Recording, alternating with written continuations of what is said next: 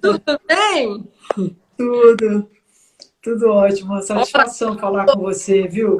tô fuçando aqui todo no seu instituto. Que trabalho lindo! Pois é, já Muito bonito mesmo, viu? desde 98 aí nessa luta. Isso aí que a gente faz não é uma missão, né? Com certeza, com certeza. É uma continuação, né, Fabi? Foram muitos anos jogando, depois tive uma academia, treinei umas meninas. Estou vendo que uma até entrou aqui, olha, a Cláudia Chavalgóide foi minha pupila, É mesmo? também representou Ai, aí muito tempo o Brasil. gratificante isso. Ah, olha quem entrou. Olha, a Pati Braga, esgrimista, minha parceira na liderança do. A gente está na liderança do Comitê Esporte do Grupo Mulheres do Brasil também. Enfim, a gente vai colocando os tentáculos, né, como povos, né?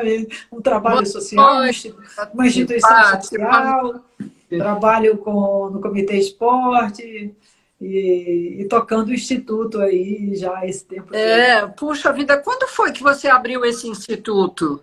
Eu acho que foi, eu marquei aqui em algum lugar das minhas folhinhas. Foi 1998.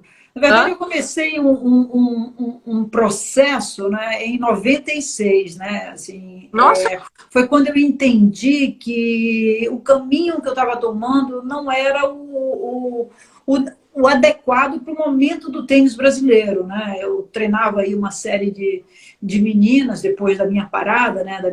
Que eu encerrei a minha carreira como profissional, enfim, tive academias. E daí também, ao mesmo tempo, comecei a treinar esse grupo de jogadoras profissionais. Mas com muita dificuldade, né? Porque naquela época, né? Do século XX, né?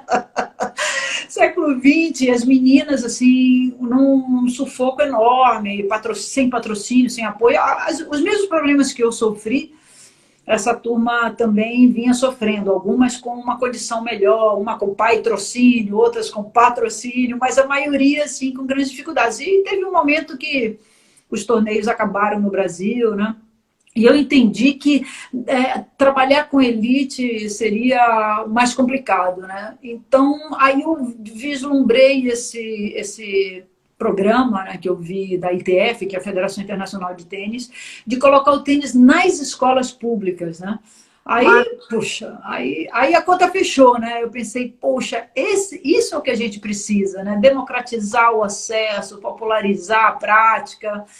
E daí entrei em contato com a Confederação Brasileira, enfim, para ser a representante do Brasil, ser a coordenadora nacional.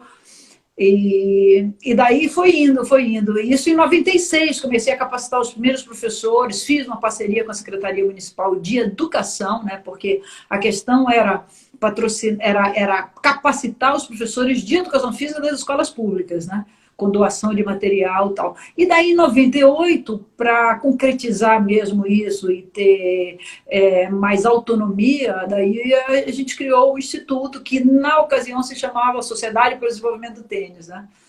E finalmente vivenciando esse processo ali das necessidades, né? Quando você começa a trabalhar com pessoas em situação de vulnerabilidade social, aí você entende que não é o tênis que você precisa desenvolver, e sim essa turma, essa transformação social, né? E aí a gente mudou o nome, né? Não era desenvolver o tênis, e sim desenvolver as pessoas por meio do tênis. Aí virou o Instituto Patrícia Medrado.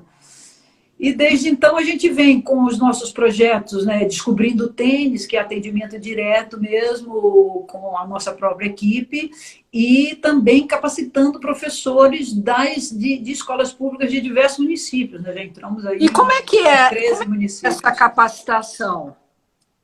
A capacitação é um curso, normalmente assim, de 16 horas, entre 12 e 16 horas, que eu dou. Eu, particularmente, eu gosto de dar esse curso, né, porque ali vai muito a minha história e ao longo dos anos eu fui adaptando isso daí à nossa realidade. a forma como ensinar os professores, conhecendo também cada vez mais essa realidade. Daí a gente capacita o professor que tem zero conhecimento de tênis, né? Zero conhecimento de tênis, para que ele não só aprenda, e daí você mexe com a autoestima do professor também, né? Porque é uma modalidade que eles aprendem já depois de formados, porque infelizmente, né, Fabi, a gente sabe, eu sou formada em educação física, e nunca escutei a palavra tênis na minha faculdade. E a gente sabe que a maioria das faculdades não tem a disciplina tênis. Quando tem, tem esportes com raquete. E aí divide-se um semestre entre diversos esportes com raquete, né? Squash, agora o beach tênis também, que tem seu espaço, né? Enfim, badminton, uma série de esportes com raquete. Então é muito pouco tempo. Os professores não se sentem confiantes, não passam isso para os seus alunos, né? Então fica aquela velha história do quarteto, que a gente chama de quarteto fantástico, né? Que é o vôlei, o futsal, o basquete e o handball, né?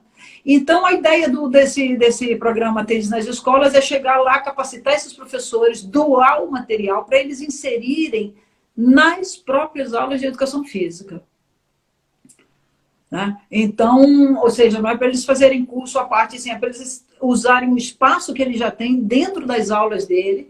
E aí é bacana porque eles acabam aprendendo também a jogar, alguns deles se entusiasmam de tal forma que acabam assumindo o esporte como seus hobbies, né? Eu fiquei emocionada quando encontrei uma professora que participou da primeira capacitação que a gente deu lá em 96, federada, jogando todo, já estava aposentada, né? Se federou, porque ela começou ali comigo, né? Ela aprendeu a ensinar e aprendeu a jogar. E, obviamente, que com esse tempo é muito pouco para que se domine uma modalidade, mas a ideia é que, de uma forma lúdica, os professores consigam passar para esses alunos os princípios, né? Fundamentos, mas muito por cima, sem grandes mergulhos na técnica específica do esporte. Atividade lúdica em grandes grupos, né? Porque a gente sabe que um grupo de educação física de uma escola é composto mais ou menos de 30 a 35 alunos, né? Então, ali a gente vai ensinando a como, né, fazer exercícios de coordenação motora, equilíbrio, percepção, criatividade, uma série de coisas. Olha, genial. Se todo mundo fizesse isso um pouquinho. Cada um vai fazendo o que pode, né? Nossa. O bom é que o tênis tem esse espaço, né? Assim, bom e ruim, né? Porque poderia, no nível que a gente chegou já de tênis, Fabi, a gente teve a Maria Esther Bueno, que foi uma super campeã, né? Nós tivemos o Guga, que foi tricampeão, chegou a ser número 1 do mundo, tricampeão de Roland Garros, né? Agora a gente tem a Biadade, e já tivemos aí vários tenistas ao longo do percurso, Thomas Koch, Kimaí, Matá, enfim, uma série de jogadoras, a própria Claudinha que está aqui, enfim, mas o tênis não se popularizou no país, né? E pouca atenção vem sendo dada a ele nesse sentido do ensino, né? Obviamente que a Confederação Brasileira tem uma série de cursos e tudo mais, mas a gente fica nessa batalha eterna da popularização e também da desmistificação de que o tênis não é um esporte de elite, né? Até respondendo aí a Raquel, que ela já me mandou anteriormente essa pergunta, né? Por que o tênis não é popular, não é considerado popular, é considerado elitista? Até já me adianto para dizer que, na verdade, o tênis, como ele não é ensinado nas escolas, você precisa fazer parte de um clube, e daí você precisa ser sócio, isso tem um custo, ou fazer aulas em academia, que também tem um custo elevado, né? Mas também porque o tênis inicialmente foi praticado pela aristocracia, pela burguesia, então ele veio trazendo isso, embora o futebol também tenha começado dessa forma, né? O futebol era elitista e se popularizou. O tênis foi praticado pelo alto, né, por gente de alto poder aquisitivo, ou político, ou social, E ficou com esse estigma de esporte, como se a raquete fosse super cara. Existem raquetes caras, reconheço, existem raquetes de R$ 2.000, coisa e tal, mas existe a raquete baratinha, depende do material que você escolha, entendeu? Então, o tênis tem o tênis caro para jogar, mas tem o tênis barato. Então, é como você encara o esporte, né? Porque ele é popular na Argentina, ele é popular em diversos países, e no Brasil, mas está melhorando, entendeu? Eu acho que cada dia mais gente vem jogando, e também, infelizmente, a gente não tem muitas quadras públicas, né? Essa é uma outra questão. Temos algumas, mas nem tantas. Mas já se fala muito mais, a televisão também tem dado mais apoio, os jogos têm sido, aliás, a rede Disney, né, está muito forte, né, a ESPN passa, assim, um torneio após o outro. Engraçado, porque o que você tem percebido assim com as lives que eu tenho feito, um dos motivos pelos quais eu tenho feito essas lives com diversos esportes, amanhã nós vamos falar de judô, né? De disseminar um pouquinho o conhecimento de cada um desses esportes. Porque até mesmo nós que somos esportistas, a gente vive muito no nosso mundinho e a gente desconhece os outros esportes. E isso faz com que até mesmo os adolescentes em casa, né? Por exemplo, eu nado. Bom, eu vou falar de natação, vou falar de jogar frescobol, vou falar disso, daquilo, 3, 4 esportes. Tudo bem. Mas a gente não fala nunca, por exemplo, eu não sei, do judô. Eu não conheço as regras do judô, eu não sei quais são as regras de um handball. Eu não conheço, eu desconheço, eu assumo. Então, eu acho que há uma falta também nas escolas, nas próprias escolas, deveria ter uma matéria, sabe, um ensino de todas as modalidades esportivas, sabe? Não obrigatoriamente que a escola tenha que ter uma quadra de tênis, uma piscina, não, mas pelo menos dar uma pincelada nos esportes, quais são as regras, quais são os equipamentos que eles usam, se o Brasil já teve esportistas de ponta nessas modalidades, sabe, a história é tão interessante a história de cada um dos esportes, né? Você introduz ao mesmo tempo uma cultura, né? Um conhecimento, porque você tem esportes que nem eu estava vendo, ó, o tênis, ele vem lá, né, do jeu de paume, que é o ancestral eu não sei como é que fala em português, pelota basca, né? Então você tem toda uma história por trás que poderia ser arrematada, contada ludicamente, né, para fazer com que a criança começasse a ter um contato mais próximo, uma ideia mais ampla, que não é só o futebol, que não é só o, sei lá, né? Com certeza. Eu acho que conhecimento, né? Abrir a cabeça. Exatamente. E as histórias são interessantíssimas, né? Você vê o mínimo que deram uma pincelada uma vez, até mesmo no futebol, saiu numa novela, um negro que tinha que pintar o rosto de branco porque não era permitido. Quer dizer, são fatos que aconteceram em cada esporte, tem a sua história, né? Do tênis, como você mesma viu aí. Aliás, você tem um sangue francês aí, né? Já vi outros. Eu tenho acompanhado suas lives, inclusive, e quero até te parabenizar, né? Muito interessante.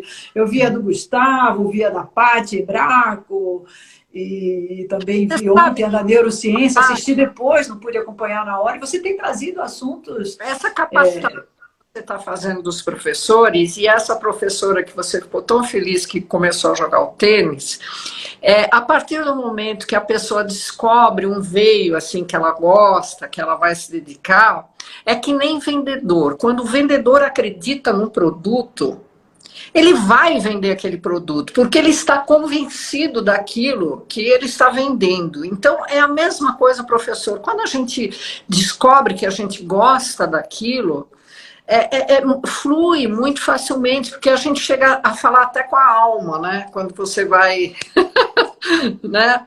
Então, o trabalho que eu estou fazendo é um trabalho assim que condiz muito comigo, porque eu sou muito curiosa, eu gosto muito de ler, eu gosto de conversar, eu gosto de conhecer. Então, para mim, não requer esforço nenhum. Eu tenho a curiosidade de procurar e saber e descobrir curiosidades assim incríveis, né? E que energia, hein, Fabi? Uma live por dia, né? Você está dando um bom exemplo. Ontem, eu não sei se você assistiu, eu fiz uma sobre neurociência no esporte. Assisti, eu não acompanhei Nossa, ao vivo, mas eu assisti bastante, depois. porque eu não entendo nada disso. E aquilo é medicina, né? A gente ouve falar em neurociência, aí você pensa que você sabe alguma coisa sobre neurociência. E aí, quando você vai na ler, você fala assim, my God, o que vem a ser? Como? Olha, Fabi, entrou aqui outra ex-pupila, ó, a Sandra Silva, lá da Bahia. Olha que bacana. Eu aprendi a jogar tênis com o pai dela. Ele foi o meu primeiro professor, deixou muitas saudades e tenho muito carinho por ele. Uma pessoa fantástica. E aí a Sandra também veio aqui, treinou comigo, é uma excelente jogadora, também jogou muito vôlei de praia. E agora deve estar no beach tênis, né? A Gislene também da Helvécia, que é o clube que eu estou defendendo nesses dias. Gislene, que bom que vocês estão aí. Falar um pouquinho sobre, por exemplo, a história do tênis, como é que... Eu já sei que o Wimbledon foi o primeiro torneio da história do tênis, né? E esteja à vontade, Patrícia. Bacana. Olha, o tênis é um esporte curioso, né? Não se tem certeza absoluta de nada com relação ao tênis, né? O tênis não foi... Muita gente diz que o tênis é inglês, mas no fundo já se tem notícia lá das civilizações egípcias, gregas, que tinha jogos com bola, né? Então o tênis eu acho que veio evoluindo e daí houve essa forte influência da França, que muita gente considera como os primórdios mesmo do tênis, esse Jeu de Paume, que era um jogo... Olha, tenho que falar com a pronúncia correta, porque eu estou falando com um especialista em francês aqui, né? A palma, é a palma da... Exato. O Jeu de Paume, que é um jogo que era jogado inicialmente com uma bola muito dura, com giz, com areia, pó de serra, e com a mão mesmo. Depois o jogo foi evoluindo para luvas, depois um batuá, que era uma espécie de um instrumento parecido com uma raquete, para finalmente, no século XVI, surgirem as primeiras raquetes, que é italiana, que curioso, né?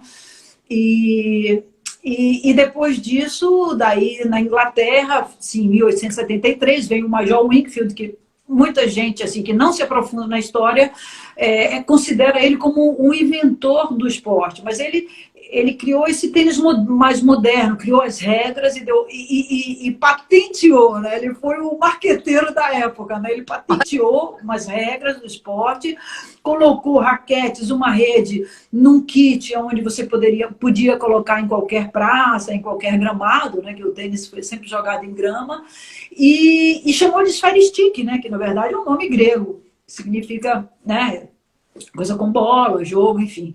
E aí, mas aí ele deu azar, porque isso foi em 1873, 4 anos depois, em 1877, surge o primeiro torneio de Wimbledon, né, que é um dos mais tradicionais hoje em dia, né, na Inglaterra, que ainda segue toda aquela tradição. É o único, praticamente, com exceção de outros que existem lá na Inglaterra antes de Wimbledon, o único que tem grama. O Australian Open era grama, mas já substituiu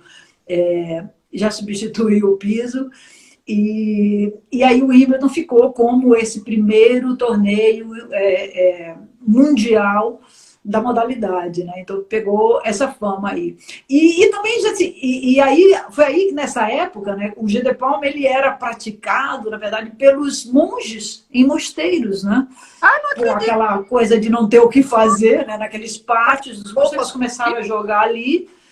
E E por conseguiram isso que ele jogar? era jogado também contra uma parede. Aí teve toda uma evolução, né, o jogo com a parede, enfim. E até assim, e a curiosa história de que os reis, né, os monarcas, a elite, a nobreza jogava. E aí a história conta que até o próprio Henrique VIII, né, era um bom jogador de tênis. Eu sempre brinco com esse fato, porque o Henrique VIII ficou conhecido como um bom jogador, mas vai lá saber se todo mundo não deixava ele ganhar, porque quem conhece um pouco de história sabe que ele degolou a própria história, a própria esposa, né? A Ana, tem até um filme sobre isso, né? Ana dos Mil Dias, Ana Bolena, né?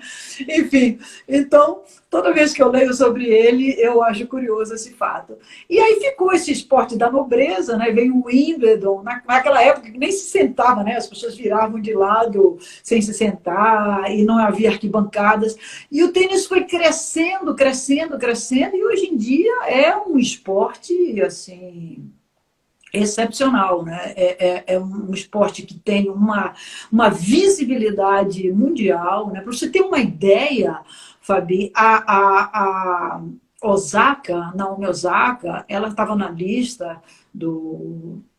Ela saiu na lista como a esportista mais bem paga do mundo. Esportista, não é tenista, esportista. Entendeu?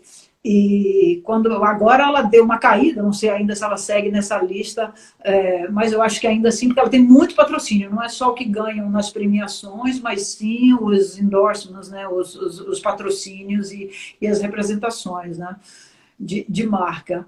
Então, e das 10 mais bem pagas do mundo, assim, 9 são tenistas e tinha uma jogadora de futebol americano, sabe? Então, quer dizer, é um esporte que cresceu assustadoramente, que evoluiu também dentro Ai, da sua história, né? Da primeira raquete de foi. madeira. Eu vou perguntar uma coisa para você. Como é que foi a entrada das mulheres no tênis? Foi sofrida, não foi? Olha, no tênis eu não vou lhe dizer que foi o esporte mais sofrido. Por exemplo, era sofrido porque as mulheres tinham que jogar com aqueles vestidos longos, né? Como é que... Você nem precisava fazer preparação física, né? Porque como é que você jogava com vestido longo? Você não ia conseguir se movimentar de nenhuma forma, né? Mas, enfim, pra você ter uma ideia, nos Jogos Olímpicos, por exemplo, da modernidade, do Pierre de Coubertin, que começou em 1896, o tênis entrou ali, né? O Sim, tênis masculino. E sim, 4 anos depois, nas Olimpíadas, nos Jogos Olímpicos seguintes, em 1900, as mulheres passaram a participar. certo. E, inclusive, obviamente que a primeira vencedora foi a Charlotte Cooper, uma inglesa, né? Porque era praticado já em 1900. Né? E, aliás, tem até uma curiosidade do primeiro vencedor do tênis, né? Em 1896, na Grécia, o John Bolland, um irlandês, ele foi até a Grécia para visitar um amigo que você vê como é que era antigamente, né? Hoje em dia você faz a inscrição, não sei quanto tempo antes e tal, mas naquela época ele estava lá para visitar um amigo que fazia parte do comitê organizador. E daí o amigo falou, por que você não joga?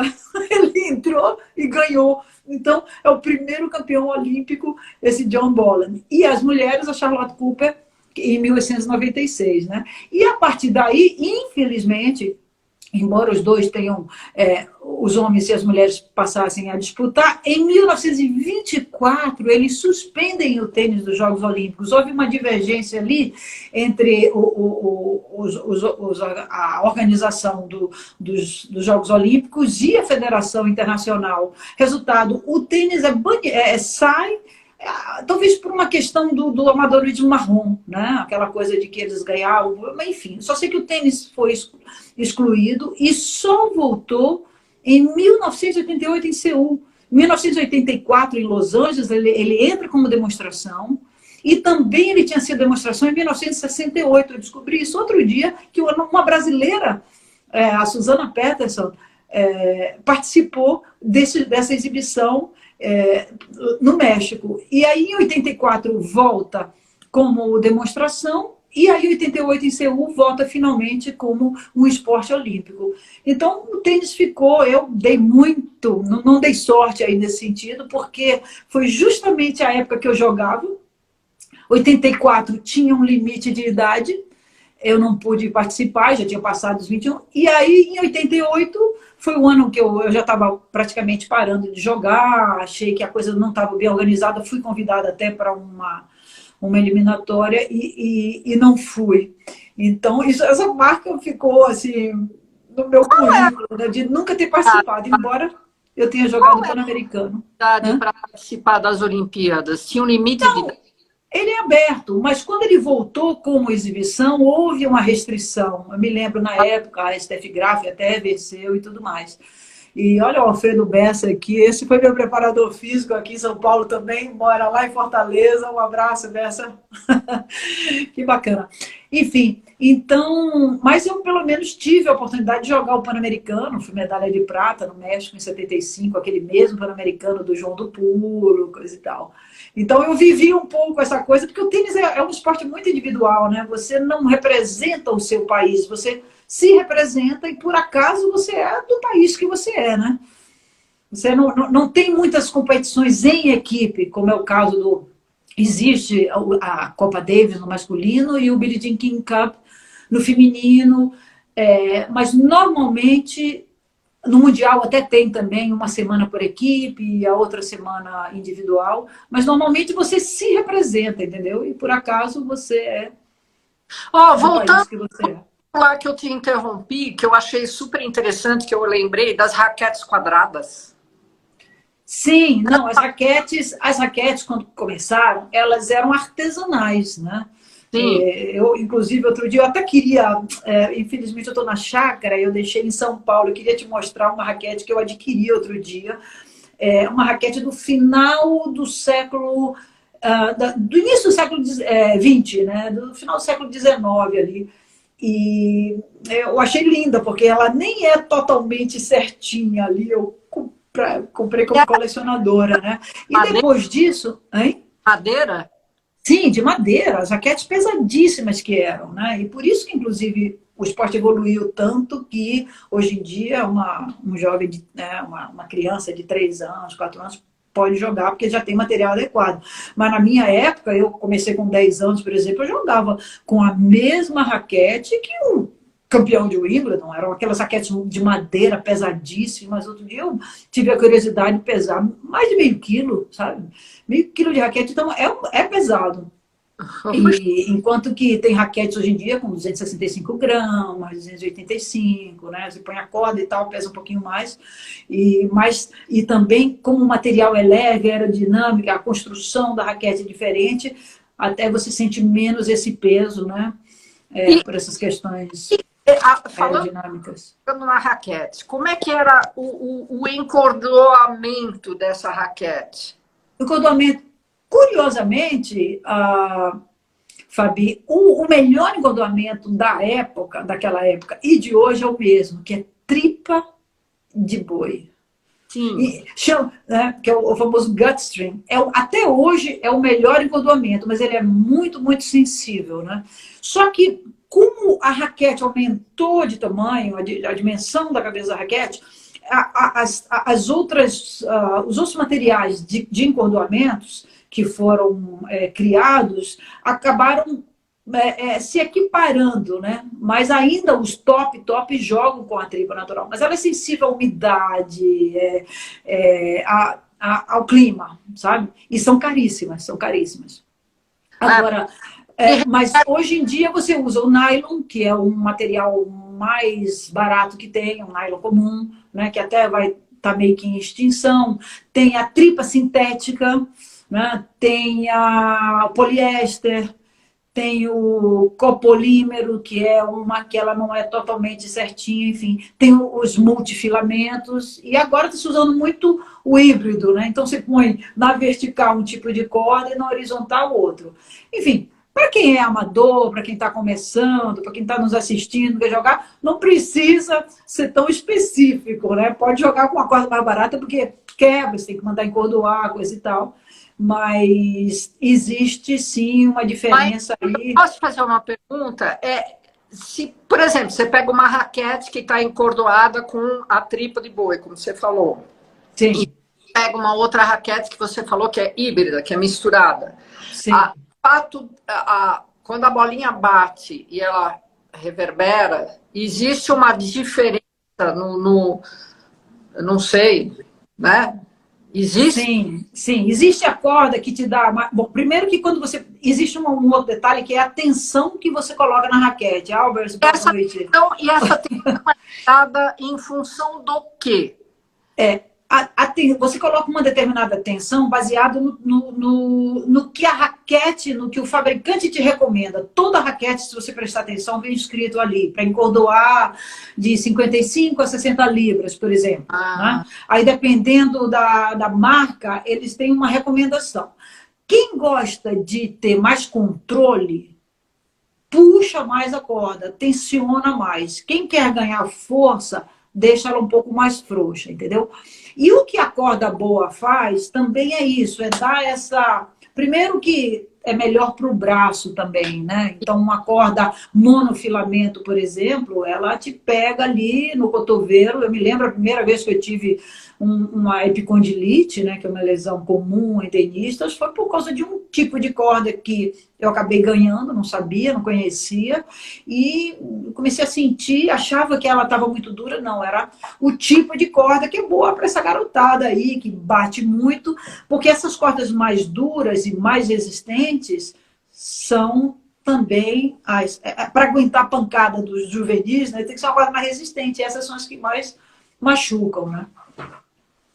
Sim, porque eu imagino, quando você dá uma pancada, aquilo tudo volta, né? É uma questão de física, né? É cinemático aquilo, né? Então, Inclusive as raquetes, as marcas, né? Muita gente acha que aquela pecinha que a gente coloca na corda, o antivibrador, que adianta, que reduz a vibração para o cotovelo, e isso é lenda, né? Porque aquela ali, ela reduz a vibração da corda, tem um efeito auditivo, mas efetivamente o que controla a vibração do frame, né, do aro da raquete, é a tecnologia da raquete, né? Tanto é que eles investem muito nisso, né? A Red lançou a linha Intelligence, a Wilson lançou, então eles colocam chips dentro, enfim, eles vão nossa, chip dentro. estudando uma forma de ter menos vibração. Inclusive tem uma marca que é conhecida como a que chegou mais perto disso, a Prokenix, mas que infelizmente, né, ela não se modernizou muito nos modelos, ela também não é muito conhecida aqui no Brasil e tal. Então, cada uma vai desenvolvendo a sua tecnologia visando isso, né? Menos vibração ali para o braço, porque é muita pancadaria, né, hoje em dia. Quais são as melhores marcas? Você pode falar uma ou duas, assim, de raquete? Sim, sem dúvida. A Red, a Wilson, a Yonex, tem marcas. É meio que assim, sabe, Fabi? É você escolher entre uma BMW, um Audi, né? Mas eu acho que também existe o fato de você um se Mercedes. com uma, não é? Não é uma coisa muito pessoal?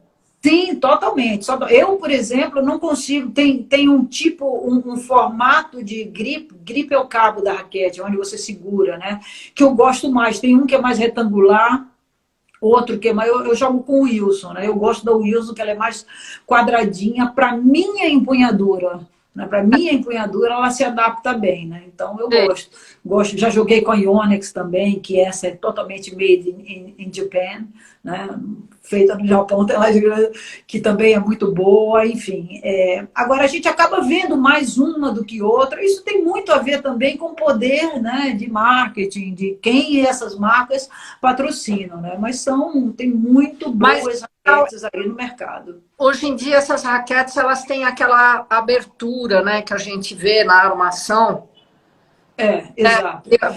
Mas não se. Mas tem que prestar atenção também, Fabi, que às vezes você não tem que ir só na marca, você tem que ver o material que Sim. essa marca fez para a raquete, porque você tem uma raquete mais barata, quando você encontrar uma raquete bem barata no mercado, não pense que é porque está uma super promoção, não, é porque talvez ela seja de grafite. Grafite é, hoje em dia, por exemplo, um material mais barato. Agora, a mesma marca, né, digamos a Wilson, né, você compra um Wilson de grafite, ela vai estar com preço melhor. Se você comprar o Wilson com fibra de carbono, que são as melhores hoje em dia, então você vai encontrar um preço bem mais alto, entendeu? Sim. Então, a Wilson, por exemplo, tem a raquete, desenvolveu a raquete mais flexível do mundo, que é a Clash, né? Que é, coincidentemente, é a que eu jogo.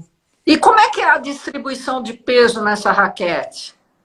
Então, existem raquetes que são mais pesadas na ponta, né? Na cabeça, que a gente chama, né? Então, para quem não entende, a cabeça é o aro todo, então a pontinha seria ali. A no meio, que ela tem o peso mais distribuído, e outras no cabo, né? E, por exemplo, a babolar é uma que eu percebo que ela tem até mais peso na cabeça, mas aí também depende um pouco do modelo. Eu, particularmente, gosto da que é equilibrada. Então, tem o Albert está dizendo aqui, a Clash sem L. Exatamente, Albert, é essa que eu jogo. Você também, né? E, enfim, eu adoro essa raquete. Eu achei que minha bola passou a andar mais, né?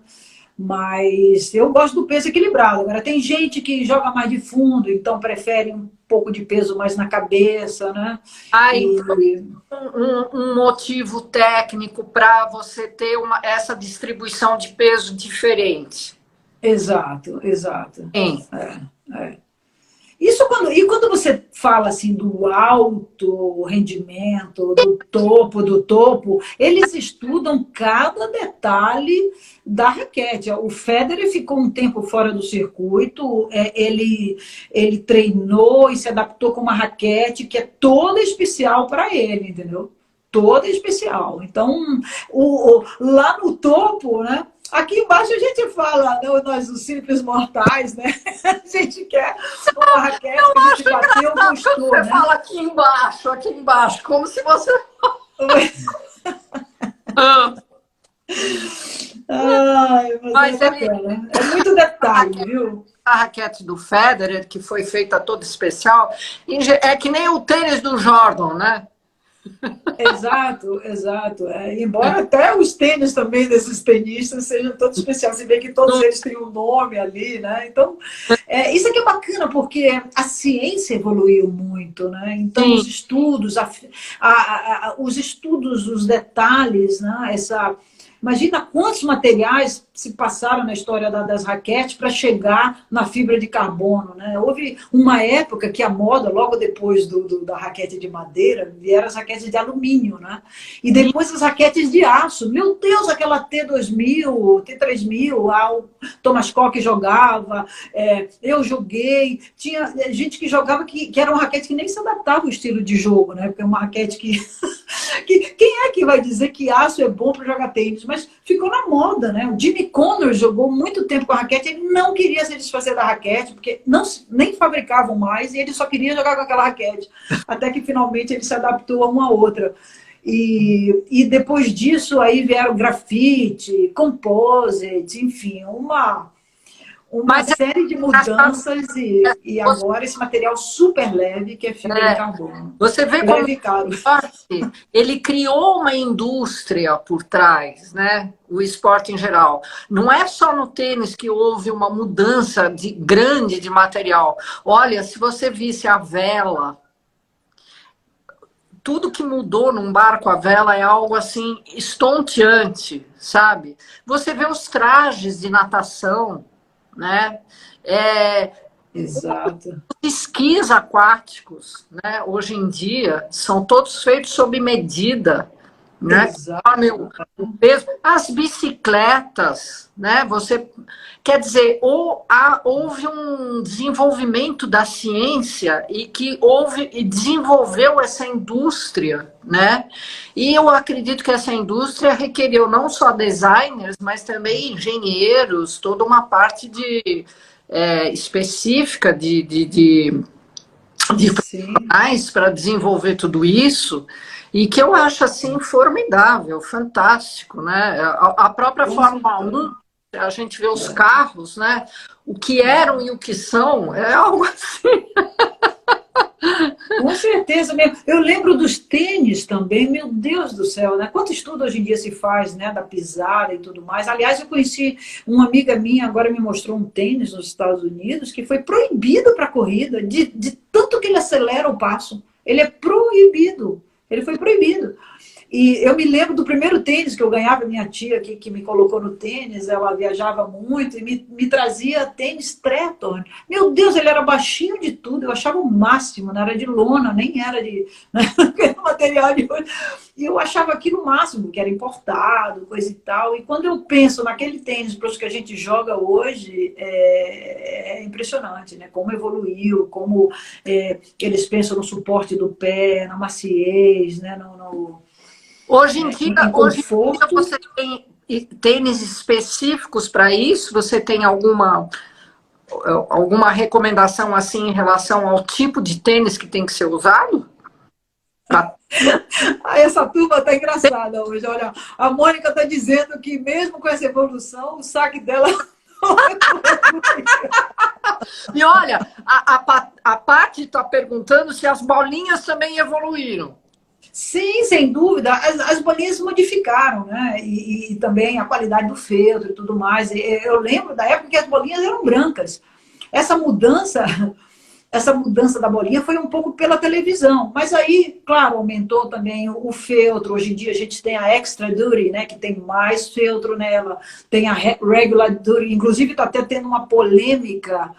Está tendo uma polêmica nesse torneio do US Open agora, porque as mulheres vão jogar com um tipo de bola e os homens vão jogar com outro, e as mulheres estão indignadas, né?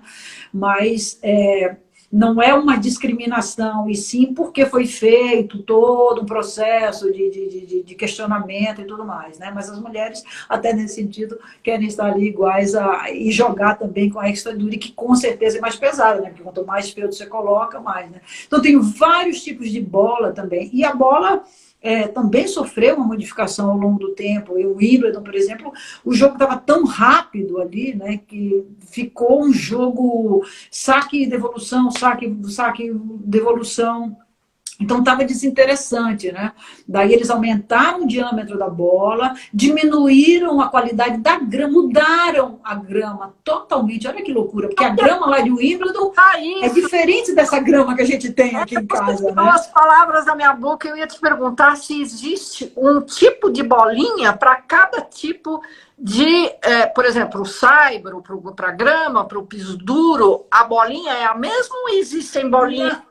Em princípio, tem mudança, sim. Agora, depende um pouco também de quem está apoiando, né? Porque tem várias marcas de bola também, né? Tem a Wilson, tem a Penn, tem a Dunlop, tem enfim, vários tipos de bola, e aí quem é que está patrocinando o torneio. Mas mesmo dentro de cada marca existem as mudanças. Tem bolas que são mais duras, outras um pouquinho menos, mais macias, com mais feltro, né? Então, tem todo o processo. É impressionante como a indústria está com detalhes em todos os elementos, né? Como o esporte cresceu, né? O esporte mudou muito. O que menos mudou foram as regras, né? O menos sofreu mudanças, ainda assim, houve também o tie-break, né, que não existia antigamente, porque a gente está chegando num ponto que é desumano, né? Ver esses jogadores jogando o tempo que eles passam numa quadra, sendo um esporte individual, né? O tênis é um esporte extremamente puxado, né? Nesse alto rendimento, não é para desestimular quem está nos escutando que quer começar a jogar, porque uma coisa é o tênis lazer, né, o tênis saúde, outra coisa é o tênis de alto rendimento, né, e como tem tanto dinheiro e tanta coisa envolvida no esporte hoje em dia, ele também se aprimorou, né, a preparação física, né, a fisioterapia, a cinesiologia, a fisiologia do exercício, né, tudo isso. E as empunhaduras, outra coisa interessantíssima também, sabe? Da época da Maria Esther, né, para a era do Guga, a mão da gente virou. Totalmente. Quem segurava a raquete assim, hoje em dia segura, né? Muita gente segura com a raquete na mesma posição, mas com a mão aberta embaixo, enquanto que antigamente era assim, entendeu? Então isso fez com que, isso veio junto com a mudança do material das raquetes, né? Da evolução das raquetes. Fez com que as empunhaduras mudassem, né? Que incrível, né? Como Incrível. a tecnologia, né? Mudou a técnica do jogo, né? Antigamente, se você pegasse uma raquete de madeira, se você pegar hoje ainda uma raquete de madeira e pedir para um jogador desse, que tem uma empunhadura bem radical, né? Ou seja, uma Western, né? Que é aquela lá de baixo, uma empunhadura do Guga, vai. E você der uma raquete de madeira, ele não acerta. Não tem como acertar uma raquete de madeira com as empunhaduras de hoje, né? Então, e aí isso fez com que todo mundo conseguisse empregar mais força, porque começou a se fazer uma rotação na bola, que é o que a gente chama de top spin, né? A bola gira sobre o próprio eixo, cria uma resistência no ar, a bola quica e tuf, anda. Você pode bater com muita força, porque o ar vai segurando ela ao longo do caminho, mas quando ela bate no solo, ela dá um disparo, né? Isso deu segurança para os jogadores, fazendo com que eles usassem mais força. Mas, por outro lado, é mais exigente para o corpo também, né? Você vê como a biomecânica está aí, né? Muita biomecânica, mudou tudo, tudo. Posicionamento de perna, de braço, enfim. Me fala, você pode falar mais um pouquinho, por exemplo, sobre as quadras? Porque eu fiquei assim, tem o saibro, tem o piso duro, a grama que eu não, realmente eu sou muito ignorante, eu não sabia que era o jogo mais rápido na grama. Eu pensei sempre no piso duro. Não. Não. Quanto mais resistência, né? Quanto menos resistência você tem quando a bola quica, então mais rápido fica, né? Mais alto quica a bola. Como a grama ela amortece a bola, né? Porque ela é macia, a bola quica abaixo, isso faz com que o jogo fique rápido. Entendeu? Então a grama é o piso mais rápido do tênis. Então, a gente tem a grama, mas a grama é de difícil conservação, né? Muito complicado. Eu não sei se você acompanha o Wimbledon, começa a primeira semana, a quadra está perfeita, no meio da semana ela já está cheia de terra, no final, impressionante, porque vai raspando o pé, vai raspando o pé. Mas os pisos oficiais são a grama, o saibro, né? Na Europa a gente tem o saibro vermelho, né? Nos Estados Unidos o Ratru. Só para para quem é leigo, é a terra batida, é terra com argila coberta com pó de tijolo, é isso? Isso, exato. O jogo é mais lento também. O jogo é mais lento, né? Tem aquelas, porque ele é bem rígido, mas tem aquelas gotinhas né? Tem aquelas pedrinhas bem pequenininhas, né? Aqueles grãozinhos, né? E a bola quica alto, mas ela é mais lenta do que uma quadra dura, onde o piso está bem firme, a bola bate. Sim. E quica também rápido. Agora, a quadra que a gente chama quadra rápida, a gente chama a quadra sintética, né? Muita gente diz, Lisondo é uma marca, né? É uma quadra sintética com camada asfáltica, né? Que é o piso do US Open, desse último Grand Slam que a gente vai ver agora, a partir da semana que vem, né? Mas também essas quadras sintéticas dependem muito da aspereza, né? Quanto mais áspera a quadra, mais lenta ela fica, porque essa aspereza do piso segura um pouco a bola, e a bola desliza muito, né? Então esses praticamente são os pisos oficiais. Os 4 Grand Slams, que a gente chama que são os torneios mais importantes do ano, começa na Austrália, Roland Garros, Wimbledon e US Open. A Austrália já foi grama, aí trocaram. Aí trocaram para Rebound Ace, que era um piso emborrachado, testaram, mas a Austrália é muito quente, esse Rebound Ace durante o dia amolecia, muita gente torceu o pé, foi um horror.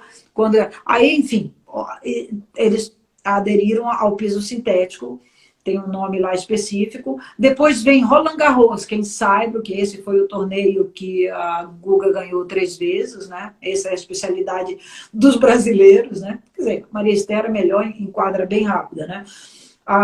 Mas por causa dos clubes, né? Quando o tênis surgiu aqui no Brasil também, no final do século XIX, os clubes todos tinham quadra de saibro, então ficou uma quadra, um piso muito popular, né? Com o advento das academias é que os pisos sintéticos começaram a surgir, porque eles têm menos manutenção, eles são mais caros, mas eles têm menos manutenção, né? No clube, no saibro, você tem que ter alguém lá molhando a quadra umas tantas vezes por dia, né? Num tempo, enfim, dá um pouco de trabalho.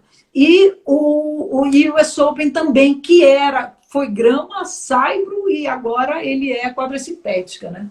Então são esses 4 torneios mais importantes do ano. E tem os pisos, assim, ao longo do caminho já se fez assim torneios em pisos, assim, tapetes de borracha. Eu, quando comecei a jogar e que eu tinha um nível bom para o circuito e eu ia para o top 16, eu jogava em carpete, era literalmente carpete mesmo. Eles montavam nesses ginásios, nessas arenas cobertas nos Estados Unidos, e era uma quadra só, né? Eram só 16 e tinha as vagas para quem vinha do circuito de baixo, né? Só que você chegava lá e não tinha a mínima oportunidade de se acostumar com a quadra, né? E eram quadras de carpete, e essas daí eram rapidíssimas, né? Joguei com a Martina Navratilova umas tantas vezes e sofri, viu? Porque eles não te davam chance de se acostumar. Mas, enfim, então essas tentativas, quando você vai fazer um torneio num piso, num lugar que não que é uma arena poliesportiva, então você tem que colocar um piso ali que, sabe, Posso fazer uma tira e pergunta? põe. Eu queria saber, eu acho que a audição, ela ajuda muito no esporte. Eu sou bem perceptiva em relação a isso, apesar de já estar ficando surda, viu? Que é isso? Mas, por exemplo, você está falando do piso, dessas mudanças de piso e tudo. Quando a bolinha quica no chão, ela tem também. Vocês seguem o barulho ou isso não conduz nada assim dentro da percepção, da sensibilidade do jogo? Olha, eu diria que o visual, né, é o canal mais importante aí no tênis, né? Obviamente que a gente que está acostumado a escutar, né, tem todo um ritmo, né? Porque acaba virando meio que uma Sim, dança, né? Um sim. balé. Se você colocar um jogo de tênis ao contrário, o movimento, você vai ver como fica parecido com o balé. Muito interessante, né? Mas eu diria que o barulho em excesso fora da quadra, isso sim atrapalha.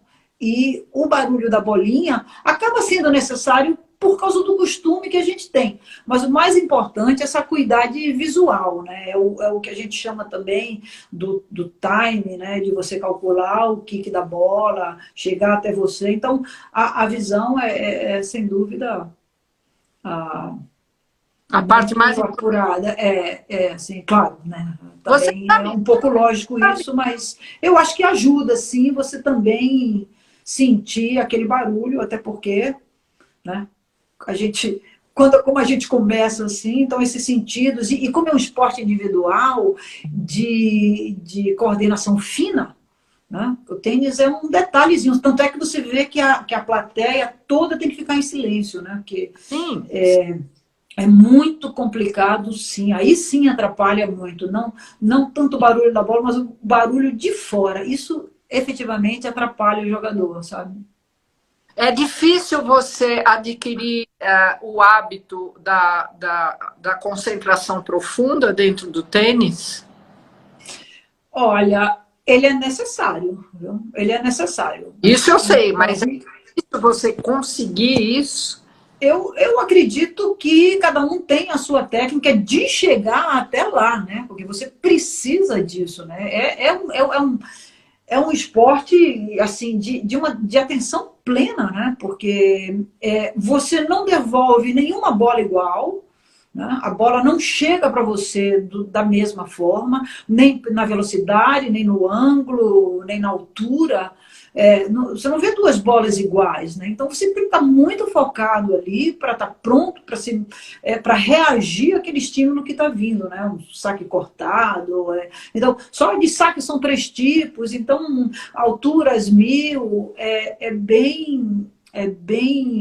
é necessário uma concentração muito, muito profunda E mesmo. Tem vocês gente que fazem. tem mais facilidade e tem gente que tem menos, né? Tem gente que consegue se concentrar só na hora que a bola está em jogo, que a gente tem aqueles exemplos clássicos, como o McEnroe, por exemplo. Ele fazia 1000 coisas quando acabava o ponto, e brigava, e destruía as plantas da quadra e tudo mais. Mas quando dizia play, ele estava focado. E tem aquelas pessoas que precisam estar focadas o tempo todo ali, o Borg, por exemplo, né? O tempo todo ali focado no jogo, sem se distrair com nada que acontece ao redor, né? Então, cada um, e também para chegar lá, cada um tem a sua técnica, né? Parece que o yoga ajuda muito, né? Sim, sem dúvida, sem dúvida. A gente É. percebe, por exemplo, alguns a gente não sabe o que fazem, né? Mas a gente sabe, por exemplo, que o Djokovic faz muita yoga, né? E tenho certeza que vários outros jogadores. Eu lembro muito da Billie Jean na minha época, passando exercício de visualização, né? Eu botava uma bola assim em frente, e meditação, visualização. Eu mesma me lembro de ter feito também. Até mais visualização do que essa concentração de você, meditação, digamos assim, né? Sim, sim. Patrícia, você sabe que eu descobri, lendo tudo aqui, uma coisa muito interessante, a expressão Grand Slam. Sim. Vem da onde? Pois é, você sabe que a tradução literal de Grand Slam é grande capacete, né? Não, Eu acho tão curioso, porque uma vez eu fui fazer a correção técnica de eu um acho livro é que eles de uma falaram russa. Hã? barulho, grande barulho. E essa expressão, a expressão do Grand Slam, veio do beisebol. Hã? Quando uma equipe consegue completar de uma só vez as 4 bases, Olha. aí Hã? o que acontece? Os espectadores põem abaixo aquilo lá, porque eles não param de aplaudir, porque é uma coisa super rara. Hã? Então, o Grand Slam, como também é muito difícil você ganhar os 4 torneios no mesmo ano, eles Hã? botaram o mesmo nome, Grand Slam. Mas você sabe que eu fiz uma correção técnica uma vez de um livro traduzido aqui, até de uma russa que eu a recebi aqui no Brasil, uma parceria com a FMU, coisa e tal. E aí eu fiz a correção. E toda vez que tinha a palavra Grand Slam, eles veio traduzido como grande capacete. Eu não sei, eu nunca entendi por isso. Eu falei, mas o que é isso aqui? Aí eu entendi que era o Grand Slam. E realmente ficou estranho, porque Grand Slam é cada um desses 4 torneios. Mas quando você ganha os 4 no mesmo ano, também diz que você completou o Grand Slam, né? Na verdade, você completou o Grand Slam, né? Que alguns tenistas conseguiram. Ó, tem alguém me perguntando aqui se eu continuo jogando ou se eu aposentei a raquete. Tavares, O olha, Tavares, eu olha, tô eu vou jogando falar e o jogando Tavares. mundiais. Olha, o Aliás, acabei de Tavares, vencer. Hã? Patrício Tavares é campeão mundial de downhill, Olha, de ciclismo. que bacana. É sensacional. Eu fiz uma live com ele assim linda. Ele mostrou as bikes, ele mostrou o capacete, ele mostrou o óculos, ele contou a história. Foi maravilhoso. Que legal, que legal. Mais um aí para Muito corajoso, o viu? hall de grandes atletas que você tem chamado e de gente contando coisas interessantes, né? É. Que Mas bacana. voltando ao Grand Slam, parece que Hum. só houve 3 mulheres, né, que ganharam numa única temporada o Grand Slam. E uma delas foi a Steffi Graf, né? Steffi Graf, nossa, Steffi Graf é Nossa. fantástica. Eu fui sparring dela uma época, a Steffi É, Graf, o pai, a primeira vez. Eu vou contar esse detalhe aí, porque acho bacana essa história.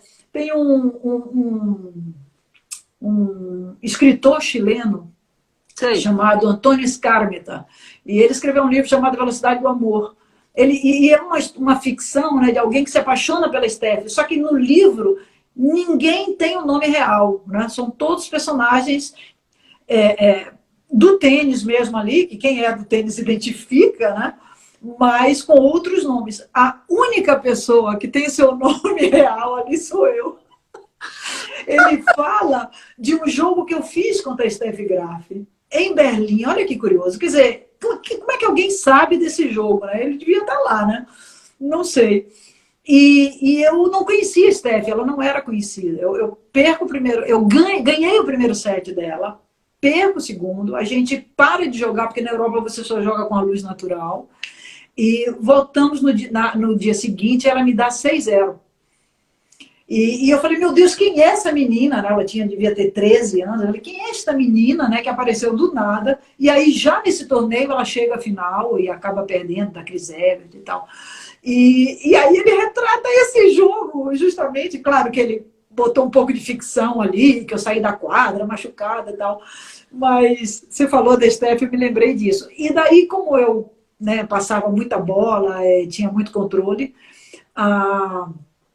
o pai da Steph gostava que eu batesse com ela. Obviamente que depois ela estourou, começou a jogar tão bem que já não precisava mais de mim, né?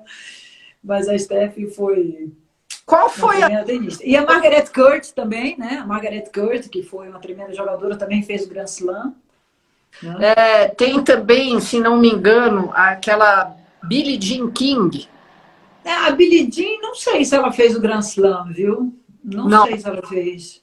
Mas eu sei que a Margaret Court fez. Margaret foi uma tremenda tenista, também um pouco contemporânea aí da Billie Jean. Que a Billie Jean protagonizou também aquele episódio da Guerra dos Sexos, né? Que muito interessante. Porque essa história da luta das mulheres por igualdade é muito bacana também, viu, Fabi? Sim, sim. Na igualdade você diz de premiação, né? Porque o tênis ele foi amador até 1968, né, quando a gente chama que começa o Open Era, né, a era aberta. Né? E até lá não havia premiação. Quando em 68 eles começam com as premiações, os homens passaram a ganhar 9 vezes mais que as mulheres. Né? Até 9 vezes mais. Né? E aí, na época, foi a época da Billie Jean, ela se revolta com isso, fala com outros tenistas, fala com a Gladys Heldman, que era editora da revista Tennis World, uma revista que ficou muito conhecida. Sim, foi e elas simulam um contrato de $1, né? E saem, elas rompem com o estabelecido, com a organização do jogo, elas arriscam tudo, né? Que elas não iam poder mais voltar a jogar. E arriscam a começar a jogar um circuito feminino. Aí começa o primeiro circuito das mulheres, o primeiro patrocinador, Virginia Slims, uma marca de cigarro. Era uma revolução. Foi a época que eu jogava, né? Então eu lembro de alguns torneios, a gente chegava e a turma antitabagista ali na frente, reclamando. Mas, poxa, foi quem primeiro apoiou o tênis feminino, né? Foi o Gina Slims. E daí o tênis começou a crescer, né? Por isso que a Billie Jean, até hoje, você vê que esse lugar onde vai ser jogado o US Open, ele hoje em dia se chama Billie Jean King Center, Tennis Center, em homenagem a ela. Ela está viva ainda, óbvio, é uma ativista, né, da igualdade, do tênis e tudo mais. E ela foi quem começou com esse movimento, né? E daí, claro, nessa época também, isso em 70, né? E aí nessa época... o Bob Riggs, que era um jogador de 55 anos e tal, o fanfarrão, resolve desafiar a Billie Jean. Antes, porém, ele desafiou a Margaret Court, que você falou nela aí, e ganha dela, né? E daí ele desafia a Billie Jean, e a Billie Jean, para não deixar barato nessa questão né, recusar esse jogo, uma disputa dessa, aí eles fazem essa guerra dos sexos, eles realizam essa guerra dos sexos em Houston, no Astrodome, num lugar que foi o jogo mais visto de todos os tempos, porque foi super televisionado, e ela ganha dele, né? Então, isso foi um passo muito, muito importante. Tem esse livro, esse filme, inclusive, né? Da Guerra dos Sexos. tem na Netflix. É muito bacana, porque conta um pouco essa história aí do esporte. E aí o tênis feminino não parou mais, né? Não parou mais e já chegou. Agora, você sabe, Fabi, que nesses 4 Grand Slams a premiação é exatamente a mesma para Bom, homens e mulheres. Isso foi uma grande vitória do tênis feminino. Uma grande vitória. Porque mesmo a gente tendo o circuito ATP, é a associação que rege o tênis masculino, e a WTA que rege o feminino, né? Mesmo hoje em dia, eles tendo a mesma nomenclatura, que os torneios são de ATP 250, WTA 250, né? Isso, 500, 1000 e Grand Slam, né? O tênis está dividido assim. Mas as premiações são um pouquinho diferentes, o que se coloca num circuito do que se coloca no outro. Agora, no Grand Slam, para o campeão é exatamente a mesma premiação. E a Raquel deixou essa pergunta para mim aí, né? Quanto que ganha aí um campeão? Olha, ganha seus 3 milhões de dólares ou 3 milhões de euros ou de libras, entendeu? Então a faixa de uma premiação de Grand Slam é bem alta. É bem alta. eu vi que esse ATP que você falou, 250, 500, 1000, esse 1000 quer dizer os pontos que a pessoa Exato. Ganha. leva no ranking, né? Ganha esse daí, 250, 500, 1000 e o Grand Slam ganha 2000 o campeão, né? E a grande evolução agora dos últimos tempos foi que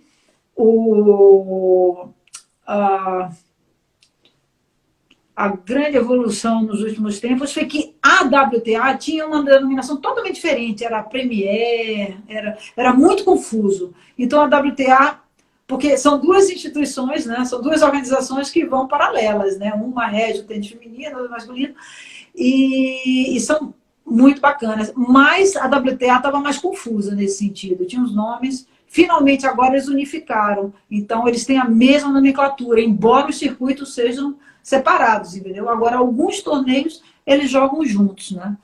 Então, tá tudo muito organizado, né? Você vê, de 2016 para agora, os prêmios do Grand Slam subiram 85%, é impressionante. Porque muita gente fica curiosa, né? E já deixaram essa pergunta para mim aí, mas uma primeira rodada, por exemplo, desse US Open que vai começar agora, para perder você ganha 80 mil reais, 80 mil dólares, que é 400 e poucos mil reais, né? Então... O Tavares está falando que, inclusive, no ciclismo, a premiação para as mulheres é inferior. Tem que fazer greve, meu. Não, as mulheres, elas batalharam. A Venus Williams foi uma que batalhou muito por isso, né? Por quê? Porque aí muita gente diz, os homens jogam melhor de 5, as mulheres jogam melhor de 3. Aí as mulheres rebatem e dizem, então tá, nós vamos jogar melhor de 5, não há problema, entendeu? Mas não há mais espaço para que as mulheres joguem melhor de 5. Os jogos já estão estruturados assim. E outra, não equivale, né? Você não ganha no tênis pelo tempo que você fica na quadra. Você ganha pelo espetáculo. Né? Você vê o jogo da Bia, a final da Bia Haddad, que é a nossa brasileira, para quem não sabe aí, que está agora entre as 16 primeiras do mundo, foi essa final que foi televisionada pelo canal Disney, ou seja, a ESPN, bateu recorde de audiência. Foi a final do esporte mais visualizada, com mais audiência, entendeu? De todos os jogos de tênis. Então, e é um jogo feminino. Eu lembro de uma final da Serena, lá no US Open, que venderam as entradas primeiro do que o masculino. Então, esse argumento de tempo não é válido. O que vale é o espetáculo, entendeu? E o tênis feminino tem sido um espetáculo. Esse espetáculo, ele é proporcionado pela qualidade do jogo, do jogador, mas também até pela personalidade própria mesmo do jogador, né? Sem dúvida, sem dúvida. Quando a gente encontra uma personagem assim do feminino que tem posições firmes, que se comporta bem na quadra, que que dá um show, isso conta muito. É o caso da Serena, assim, Serena Williams, tudo que ela já fez, o quanto sucesso que ela tem, a Naomi Osaka, né? A Serena, hoje em dia, está com algumas dificuldades, né? Depois que ela começou a perder, ela foi, né, já aprontou algumas situações, mas a gente tem que reconhecer que talvez venha a ser considerada como a melhor de todos os tempos, né? O número de títulos, tudo que ela alcançou, né? Talvez não seja a jogadora mais plástica, eu particularmente não não acho, né? Mas a gente tem que respeitar tudo que ela conquistou ali, né? No esporte. Sim. A Naomi Osaka também, que se posiciona, que é ativista de várias causas. Eu gosto muito, para mim conta muito isso, né? Como essas pessoas Por exemplo, eu não causas sei, defendem. a gente vê um Federer, né, numa quadra, né? Ele tem uma postura,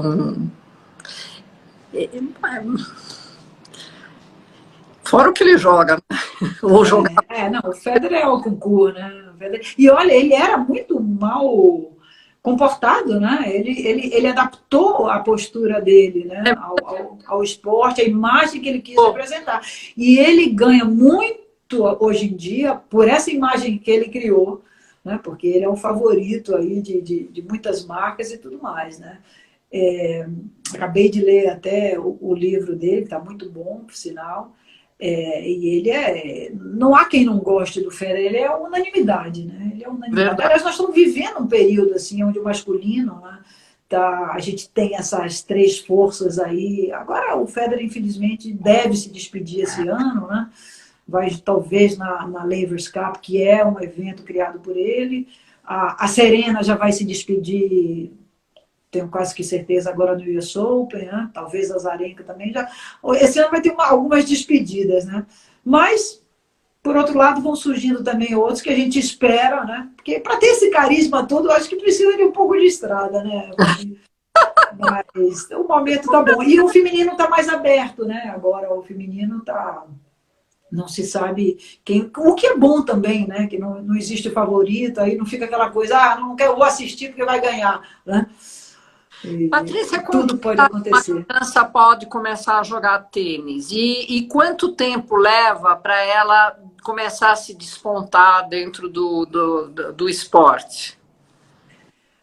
Olha, Fabi, hoje em dia tem gente que tem. A turma está colocando as crianças com 3 anos de idade, né? 3, 4, 5. Mas eu acho que esse início ele é muito, muito lúdico mesmo. É familiarização com o espaço, com o material, sabe?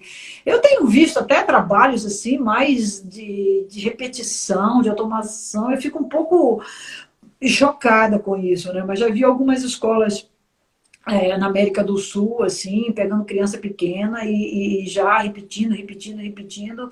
Vamos ver o que vai acontecer, porque criança, você sabe como é, ela não tem noção, né? Chega aos 5 anos, ela diz, não quero mais isso, não quer mais, não tem como. Ela não vai entender que pode vir a ser uma boa tenista. Não. É muito chato uma criança ficar ali repetindo, repetindo, repetindo. Ela quer brincar. Sabe? Mas, enfim, hoje em dia já pode, porque os materiais já tem raquete levinha, pequenininha, as bolas também evoluíram muito no sentido de bola para essa iniciação. Tem a bola vermelha, que ela é um pouco maior, que tem o estágio 1, 2 e 3, entendeu? A bola laranja, que tem 50% A bola vermelha, ela tem 75% a menos de pressão do que uma bola oficial. A bola laranja 50% e a bola verde tem só 25% a menos da pressão de oficial. Então, essas bolas todas ajudaram muito as crianças, não só criança como adulto, né? Uma iniciação é o recomendado porque a bola quica e chega mais devagar até você, né? Mais baixa, né? Então, isso ajudou muito, né? Então, dá para jogar. Agora, quanto tempo vai depender muito de cada um. Dizem que, né, existe a regra das 10 mil horas, né? E também uma frase que eu sei, na minha época era 5 anos para você aprender a jogar e 10 para se tornar um campeão. Que se você for fazer as contas, vai dar a mesma coisa, né? 5 anos e 10 anos para ser campeão. Que vai dar as 10 mil horas aí. para ser um campeão. Isso porque eu fiquei preocupada com uma criança de 3 anos, 5 anos, 7 anos, para se lesionar nesse estágio de crescimento, de formação, né?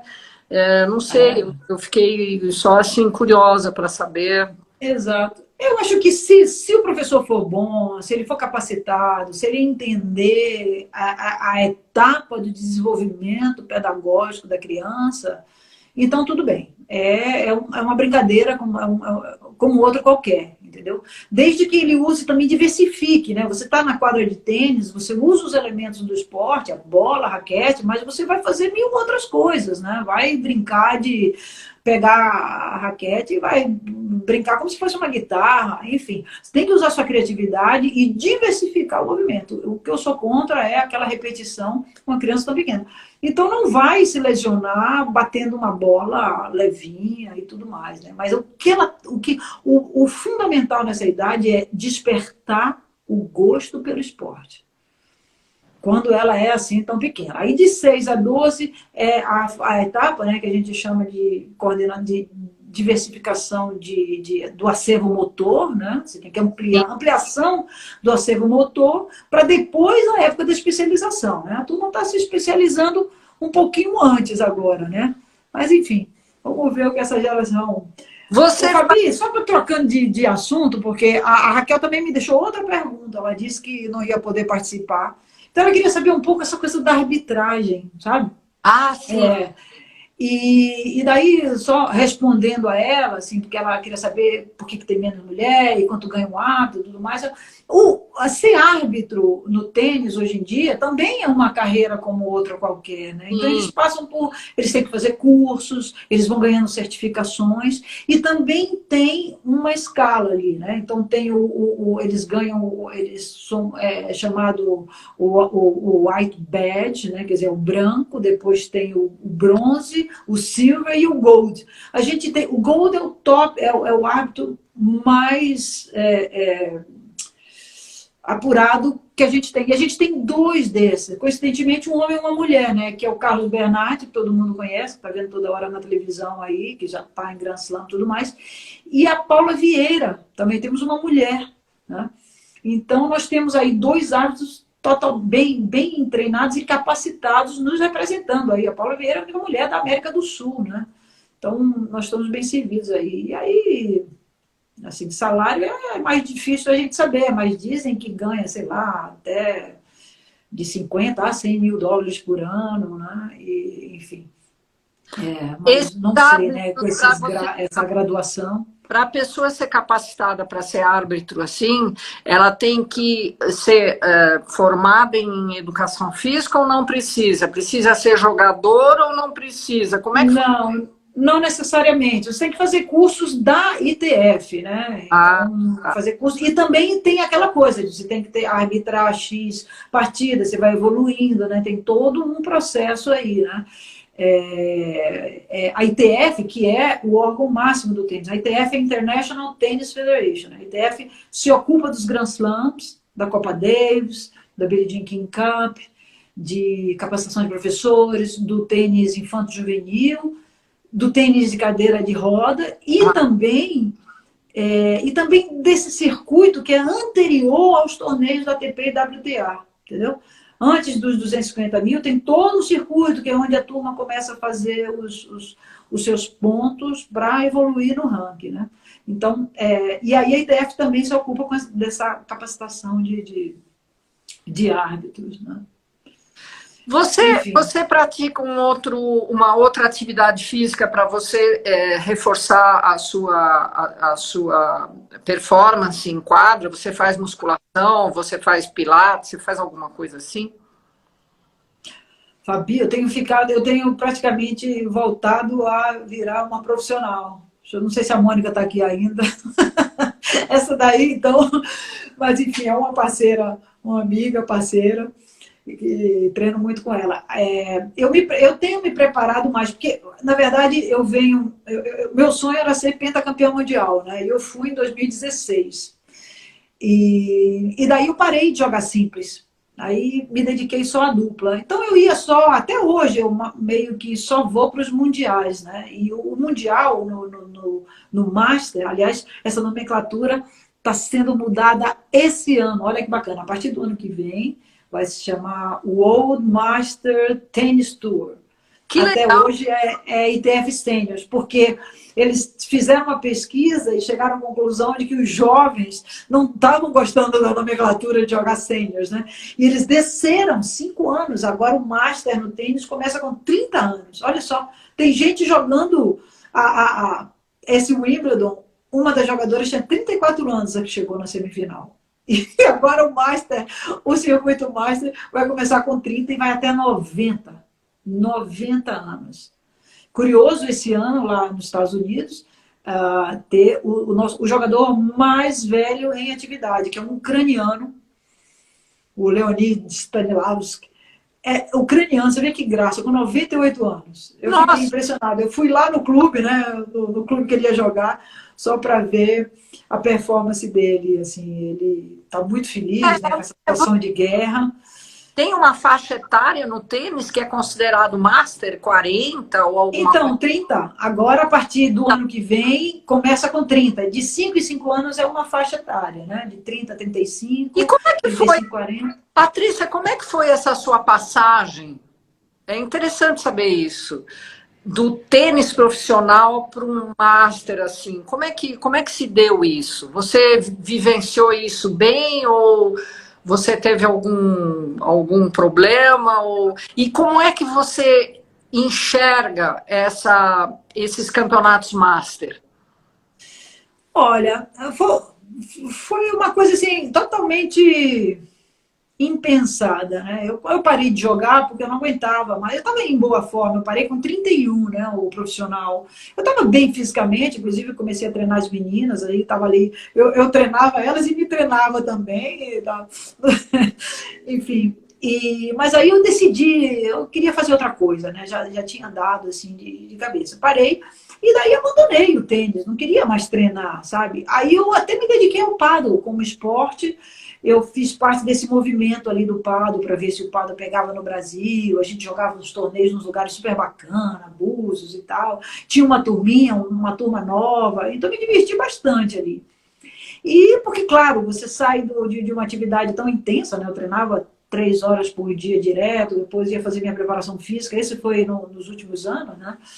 É, aí fui jogar pádel, depois morreu, fui até o Mundial, né, de pádel, depois voltei, deu uma desanimada, não por causa de resultado, mas assim, porque a gente ganhava aqui, estava, né, tudo certo, mas, enfim, não sei porquê.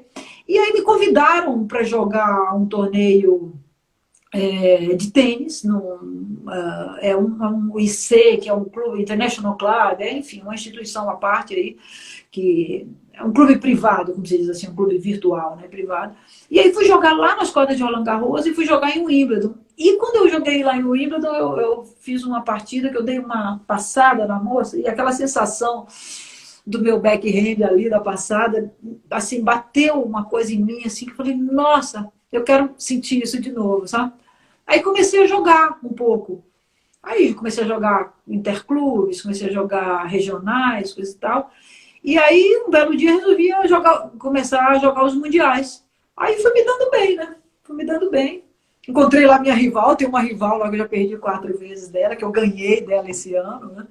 Então eu já perdi 4 finais dela, mas já ganhei várias, enfim. Agora eu já estou no meu. Já ganhei 7 títulos mundiais aí. E agora eu virei. Agora eu tô querendo jogar mais. Eu quero até descer para a idade de 60 e jogar o ano que vem duas idades para ver. Porque eu estou treinando mais. A pandemia, nesse sentido, me trouxe mais disciplina, né, no treino. Porque, claro, foi o esporte da pandemia.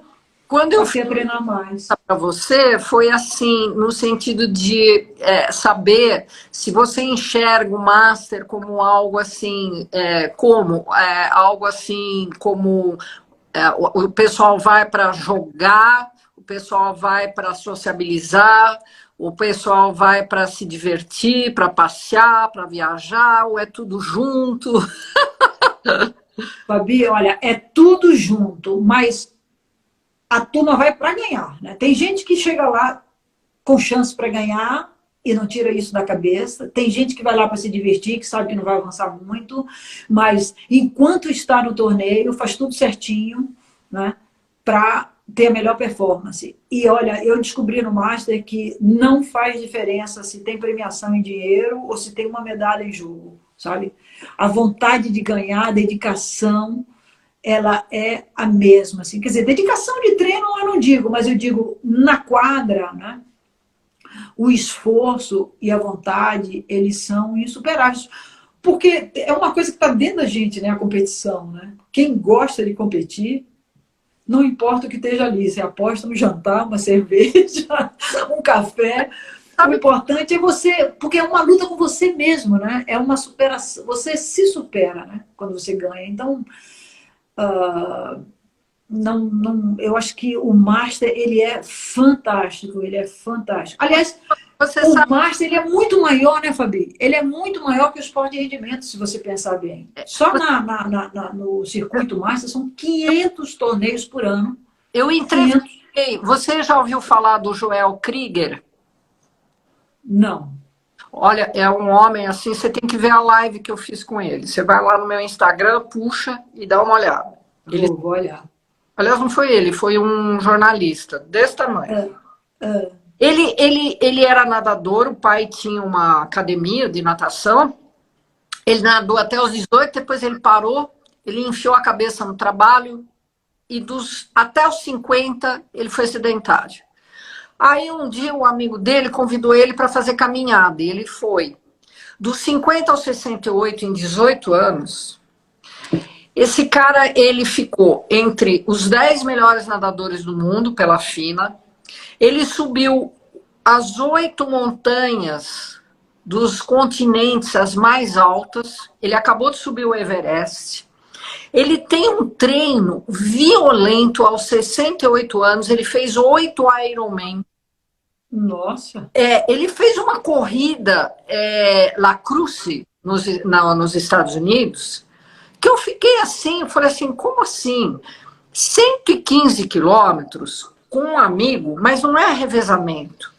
São os dois correm juntos e um não pode ficar 10 metros para trás do outro.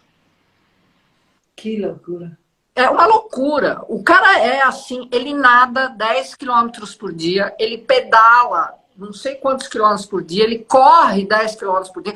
O cara, a gente chama ele de Duracell. Então, É bem isso, né? então ele falou uma coisa muito bacana que eu achei que cabe muito. Ele disse o seguinte: é engraçado porque as pessoas falam, os atletas de alta performance, só que a alta performance ela não é definida nem pelos resultados que você tem e nem mesmo pela idade que você tem. Ela é definida pelo volume e pela intensidade do esporte que você faz. Por exemplo, eu posso não ser a primeira do mundo, mas eu sou uma atleta de alto rendimento, porque eu nado pra caramba, eu faço musculação, Então, não é nem o resultado, nem a idade. E eu te perguntei isso porque a pergunta mais recorrente que a gente ouve quando a gente é master, eu não sei você, mas para que você está fazendo tudo isso? Né? E aí, no começo eu me dava até o trabalho assim, de tentar responder, mas depois eu... Desistiu. Porque as pessoas, sobretudo os sedentários, eles não entendem que isso é caderneta de poupança da saúde, de longevidade, né, com qualidade de vida. Com certeza. E eu acho que os master, eles são formadores de opinião dentro da saúde. E são os consumidores, né, Fabi? São os masters que consomem o mercado do esporte, né? Exatamente. Quem é que compra raquete? Porque, se você pensar bem, a maioria das pessoas tem acima de 30, né? Quer dizer, e as populações estão envelhecendo. Então, nós somos muito mais. Na ITF tem, no Master de tênis, tem 30 mil inscritos, né? Isso os inscritos, fora os clubes, você vai nos clubes, né? E são os que consomem mesmo, compram tênis, viajam, ficam hospedados em hotel. Então, é uma população que deveria ser muito bem vista, né, e apoiada, né, por federações. Eu acho que os departamentos master das federações, das confederações, deveria ser tão ativo quanto os departamentos femininos também, que deveria ter em cada federação, em cada confederação, entendeu? Então, mas o master, meu Deus, o que o Djan falou isso um dia e eu fiquei refletindo. Ele falou, somos todos master. E é verdade, né? Passou ali E um dia vai ser, não é ainda, um dia vai ser. Esse é o meu slogan da empresa. Exato, exato. Isso é saúde, né? A gente tá, meu Deus do céu, que divertido que é a gente fazer o que gosta, né? De uma forma mais descontraída, né? De uma forma mais descontraída, e investindo na nossa saúde, né? Eu estou feliz da vida de cada dia poder jogar. Quando eu não jogo, eu faço preparação física. Quando não faço preparação física, saio para dar uma caminhada, qualquer coisa. Eu quero me mexer, nem que seja. Eu quero mexer todo dia, né? Então. Mas para isso, né? Para ser mexido. Né? Exato, exatamente. Então, eu gosto desse mundo da saúde igual a esporte, né? Mais do que atividade física em si. Porque o esporte tem esse elemento, né, da competição e da socialização. Claro que atividade física também, né? Estou falando que esporte é atividade física, mas tem gente que faz a atividade física sem necessariamente praticar um esporte, né? Mas eu estou feliz de... Mas esse elemento competição, da adrenalina, né, que bate na gente é fantástico, né? Infelizmente, a gente ainda está numa sociedade em que existe um preconceito muito grande em relação à idade, né? Então, quando você faz a junção ainda com um esportista, as pessoas ficam, né? Não existe um desconhecimento muito grande, né? De um atleta master, os bastidores, daquilo que a gente faz, né? É complicado, é difícil você ficar o tempo todo. Parece que você tem que ficar se justificando e explicando uma coisa que é óbvia, né? Que deveria fazer parte do dia a dia de todo mundo. Né? Como escovar dente, você vai fazer um esporte, né? Então esse trabalho, assim, esse projeto que eu estou desenvolvendo também, ele também é nesse sentido de dar mais visibilidade para os atletas master, a fim de valorizar mais, sabe? Porque nós não somos valorizados, né? Não somos valorizados nem enquanto esportistas, enquanto atletas, nem enquanto consumidores, sabe? Nem enquanto cidadãos formadores de opinião. Nós somos praticamente, hoje em dia estão mudando um pouquinho, mas muito invisíveis, né? Pela mídia, pelas empresas, a gente ainda está muito... E eu, com o Dr. Roger, a gente está tentando... junto às universidades, elaborar pesquisa, porque se você pegar as universidades, quase não tem pesquisa nenhuma em relação aos esportistas master, os atletas master. Os profissionais professores de educação física, fisioterapia, existem muito poucas pesquisas, não tem matérias, né, específicas dentro das faculdades para, por exemplo, ser um preparador físico de um atleta master. Mas isso está mudando, viu, Fabi? Está mudando porque a população está envelhecendo. Né? Isso. Eu acho que cada vez mais o próprio mercado de consumidor está exigindo isso. Se vê um exemplo fora do esporte, mas que está totalmente relacionado com o que você está falando. O caso, por exemplo, da Isabela Rossellini, né? Ela foi, durante muitos anos, a garota propaganda da Lancôme, né? Depois, quando ela saiu de lá, porque ela era considerada velha, né? Acho que estava com, sei lá, 42 anos, ela depois foi chamada de volta, né? Porque o próprio público pediu, mas como assim, né? Porque as mulheres também estão sentindo que elas chegam a um ponto que você diz, poxa, e quem é o meu espelho, né? Então ela voltou a ser contratada pela Lancôme como já com mais idade, entendeu? Como representante. Então, eu acho que isso também vai acontecer no esporte, porque você quer. Sabe aquela ideia das modelos super magras e que você não se sente, você não se identifica com aquilo, né? Então, vai abrir, eu tenho a certeza de que vai abrir um novo mercado, e eu acho que esse mercado tá crescendo, das pessoas se identificarem, se espelharem nos modelos que elas estão vendo ali, e isso tem a ver com o envelhecimento, né? A Europa está envelhecendo, o país também já tem pesquisas dizendo que cada vez mais a, O a população vai envelhecer, né? Porque, claro, a média né, que em 2031, que está aí, o país ele vai ter pela primeira vez mais idosos do que jovens. Né? Índice de natalidade baixando cada vez mais, né? Então, eu acho então que a medicina ela tem que ser mais voltada não para o tratar, mas para o prevenir. E o esporte é um caminho. Exato. Para isso. E né? Pesquisas de quanto se economiza, né, em saúde e tudo mais. Então, eu acho que você vê que esporte na pandemia, como foi falado, como a atividade física foi falada, né, o bem que faz, você vê a neurociência também, esse pessoal que você entrevistou, muito simpáticas por sinal, e falando da importância, né, do esporte para a cognição, enfim, inclusive os problemas, todos os aspectos mentais, né, depressão, ansiedade e tudo mais, sempre está ali. Eu não vejo uma doença hoje em dia que não seja recomendada a atividade física, né? Então, eu acho que é um caminho, eu acho que estou muito feliz de ver que só se cresce mais esse conhecimento da importância, né, da atividade física, do esporte. Então, eu acho que eles vão ter que valorizar na raça, sabe? Por bem ou por mal, os masters vão ser valorizados. Olha, está falando, o esporte cura, salva vidas. É verdade. Sem falar que a gente vive experiências maravilhosas, né?